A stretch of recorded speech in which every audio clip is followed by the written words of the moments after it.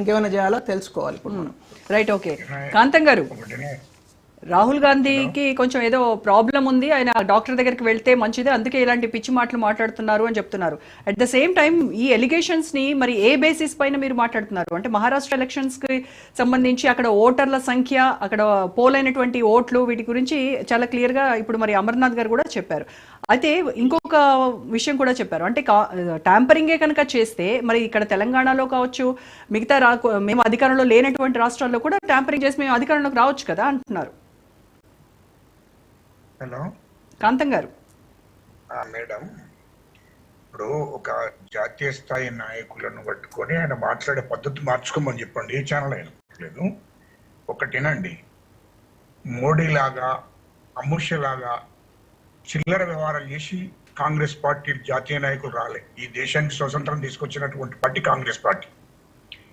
గాంధీని చంపినటువంటి సంస్థ బీజేపీ, ఆర్ఎస్ఎస్. అలాంటి వాళ్ళు ఇయల్లో రాహుల్ గాంధీకి మత్స్యం రాహుల్ గాంధీ అంటైనా రాహుల్ గాంధీ తండ్రి, రాహుల్ గాంధీ తాత, రాహుల్ గాంధీ ముత్తాత, వీళ్ళందరూ ఈ దేశం కోసం ప్రాణత్యాగం చేసిన వాళ్ళు. మీరు రాజకీయాలు చేయడానికే వచ్చిన వాళ్ళు బీజేపీ వాళ్ళు మత శిక్షలు పెట్టి రాజకీయాలు చేయడానికి వచ్చిన వాళ్ళు. అటువంటి వాళ్ళు రాహుల్ గాంధీని పట్టుకొని నీ స్థాయిని బట్టి, మన స్థాయిని బట్టి నేను మాట్లాడాలి. మన స్థాయిని బట్టి మాట్లాడాలి. నువ్వు మాట్లాడినా కాబట్టి నేను చెప్తున్నా ఆయనకు. ఎందుకంటే మన స్థాయి ఏంటి? రాహుల్ గాంధీకి రాజకీయ అధికారం ముఖ్యం కాదు. రాజకీయ అధికారం ముఖ్యం అనుకుంటే వాళ్ళ ముత్తత నెహ్రూ ఈ దేశ ప్రధానమంత్రి, ఇందిరాగాంధీ ఈ దేశ ప్రధానమంత్రి, వాళ్ళ తండ్రి ఈ దేశ ప్రధానమంత్రి.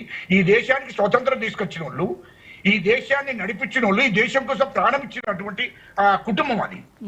మరి మీ బీజేపీ వాళ్ళు ఏ దేశం కోసం ప్రాణం ఇచ్చిందో మాకు తెలియదు. మీ బీజేపీ వాళ్ళు ఏ దేశం కోసం ప్రారంభించారో తెలియదు. అది నేర్చుకోండి. ఈ దేశాన్ని సర్వనాశనం చేసి కులం పేరు మీద, మతం పేరు మీద మీరు మొత్తం మీరు రాహుల్ గాంధీ మాటలతో సమర్థిస్తున్నారా, వ్యతిరేకిస్తున్నారా కదా ఒక్క చెప్పండి. ఆయన ఇవాళ చెప్పిన ముచ్చట్లన్నీ కరెక్టే అంటున్నారా మీరు? రాహుల్ గాంధీ మాట్లాడింది అక్షర సత్యం. ఏది మాట్లాడినా ఆలోచన చేసి మాట్లాడుతాడు. మరి 2019లో కూడా 43 లక్షలు పెరిగారు కదా, మరి అప్పుడు ఎందుకు మాట్లాడలే? 2019లో పెరిగినాయి, 2014లో పెరిగినాయి, తెలంగాణలో మొన్న పెరిగినాయి. తెలంగాణలో కూడా. కానీ రాహుల్ గాంధీకి తెలియదు. రాహుల్ గాంధీ ఏమన్నా గల్లీ లీడర్ అనుకుంటున్నా, లేకుంటే ఏమన్నా ఈ రాజకీయాలు చేయడానికి వచ్చినాడు అనుకుంటున్నా? 70 సంవత్సరాలు ఈ దేశంలో 125 సంవత్సరాల చరిత్ర ఉన్న పార్టీ అది. ఈ దేశానికి స్వతంత్రం తీసుకొచ్చిన పార్టీ అది. ఈ దేశం కోసం ప్రాణత్యాగం చేసినటువంటి పార్టీ అది. ఎట్లా మాట్లాడుతుడు? మాట్లాడే ముందు జాగ్రత్తగా ఎవరు ఏంటిది అని మాట్లాడాలి. నువ్వు సిస్టంలో మాట్లాడు. ఇగో ఇది ఇప్పుడు పెరిగింది, ఇగో ఇప్పుడు కూడా పెరిగింది, 2024 కూడా పెరిగింది జనాభా. అవును, అప్పుడు ఉన్నటువంటి ఓటర్స్ ఇప్పుడు ఉన్నటువంటి ఓటర్స్ కు తేడా ఉంది అని చెప్పు. అది నీ సిస్టమ్ నువ్వు చెప్పు. కానీ ఆయనకు సిస్టమ్ లేకుండా మాట్లాడుతున్నాడు. ఆయనకు సిస్టమ్ తెలియదు. ఆయనకు ఇదే తెలియదు. వాళ్ళ కుటుంబానికి సిస్టమ్ తెలియదా? రైట్. ఓకే కాంతం గారు, ఓకే. ఇప్పుడు 2 సార్లు పార్లమెంట్ ఎలక్షన్స్ లో కూడా చూస్తే మనం బీజేపీ మ్యాజిక్ ఫిగర్ దాటింది, రైట్? అయితే ఈసారి మాత్రం 250 లోపు మాత్రమే సీట్లు వచ్చాయి. మరి ఈ ట్యాంపరింగ్ జరుగుంటే ఈసారి కూడా మ్యాజిక్ ఫిగర్ దాటాలి కదా మేడం? వాళ్ళ అధికారంలోకి ఎట్లా వచ్చారనేది దేశ ప్రజలందరికీ కూడా తెలుసు. ఈ దేశం ఉన్న ప్రజలందరికీ కూడా తెలుసు. ఎందుకంటే కొత్తగా ఎప్పుడు అవసరం లేదు. ఈ దేశంలో మొత్తం రాష్ట్రాలను మొత్తం దేశవ్యాప్తంగా వస్తే ఈ దేశంలో మొత్తం మళ్ళీ ప్రజలు మనకు దృష్టి సారిస్తారు. ఇదంతా ట్యాంపరింగ్ దేశవ్యాప్తంగా చేసిన అనేది ఏ రాజకీయాలలో ఏ రాజకీయ నాయకుడైనా ఆలోచన చేస్తాడు. అది కాదు. ఇప్పుడు ఓ 3-4 రాష్ట్రాలు పోతే పోని మొత్తం మీద అధికారం మన చేతులు ఉంటుందా లేదనేది కూడా ఆలోచిస్తారు కదా. అంత ఈజీగా ఎట్లా అనుకుంటారు?